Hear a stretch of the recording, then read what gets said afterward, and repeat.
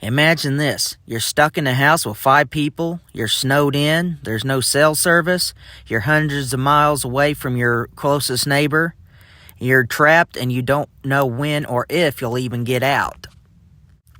And to make matters worse, you know at least one, if not more, of the people you're in the house with are infected with a horrible disease. And the disease is contagious. The only one you know is healthy is you, and the rest of them are just as suspicious of you as you are of them. What would you do? Would you lock yourself in a room and shoot anyone who comes close to you? Or would you just go crazy from the panic and fear? It's these kind of themes that make The Thing by John Carpenter the greatest remake ever made, regardless of genre.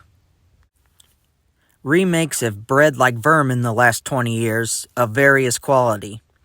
Some are worthy additions to the films they're ripping off. Some, even more rare, are ones that are better than the original movies. And still others, well, you get the idea. The Thing remake is so iconic now that a lot of people don't even know it was a remake of a movie made in 1951 called The Thing from Another World.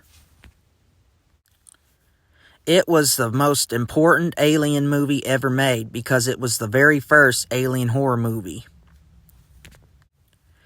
But other than historical importance, The Thing remake is better than it in every way. First off, the music is some of the best that's ever been put in a horror film, period. A lot of people think John Carpenter, who was famous for making his own scores for his films, did it because it's done in his usual style. But no, it was actually done by great Italian film composer Ennio Morricone. You should check him out. The acting is also very good, especially Keith David and of course Kurt Russell. I mean, come on, it's Kurt Russell. Isn't he the coolest? The movie's best success, though, is its special effects.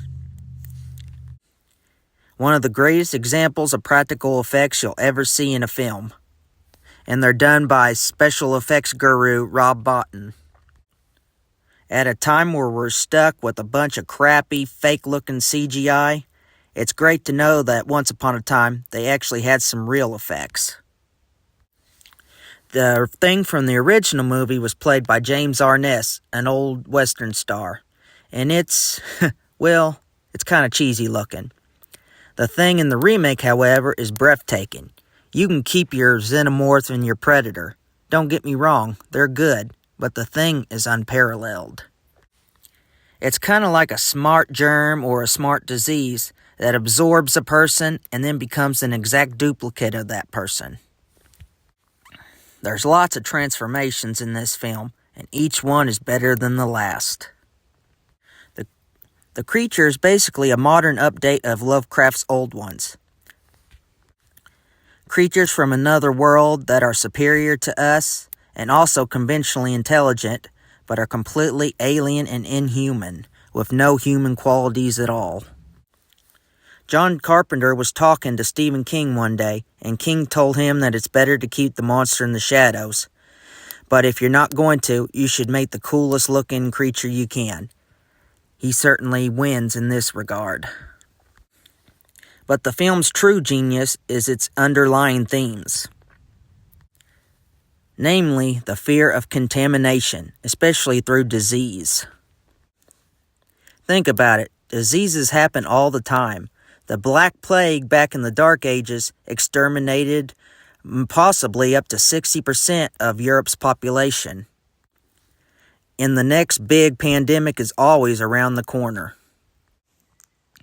I remember a time not too long ago, say 2020, when we shut the whole world down basically to stop us from getting a hyper head cold called COVID-19. That, generally speaking, was only fatal to the elderly and the already sick.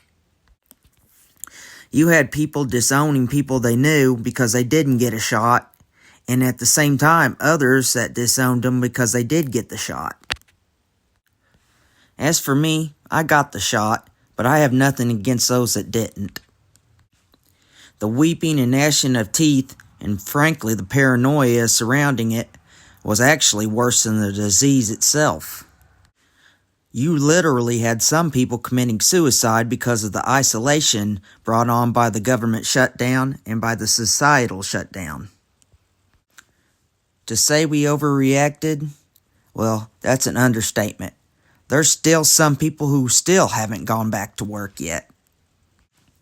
And all this from what was essentially just a head cold. The sad truth is, all you have to do to make us go back to being cavemen again is to get us paranoid and to get us afraid. The fear of being infected or diseased is a universal fear, and that's why The Thing is so well remembered today, because it's the best example of this kind of fear put on film. You should run to the film store to see it. Don't walk, run.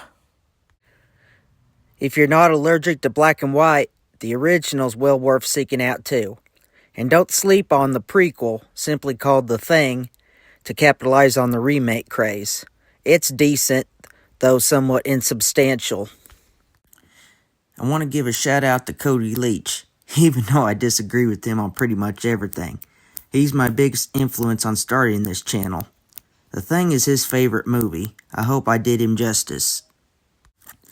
The amazing thing is, it was actually a big flop when it first came out, both critically and in the box office. It actually just barely made more than it cost to make. And it was actually overshadowed by the family-friendly E.T. Yeah, the mighty Thing was beat by this bum. But time heals all wounds, and now the film is rightfully regarded as one of the greatest horror films of all time. Frankly, as far as sci-fi horror films are concerned, I think it's the very best. And by the way, that ending is really depressing. Those of us who've seen it know what I'm talking about. Thanks for watching. Be sure to subscribe and leave a comment.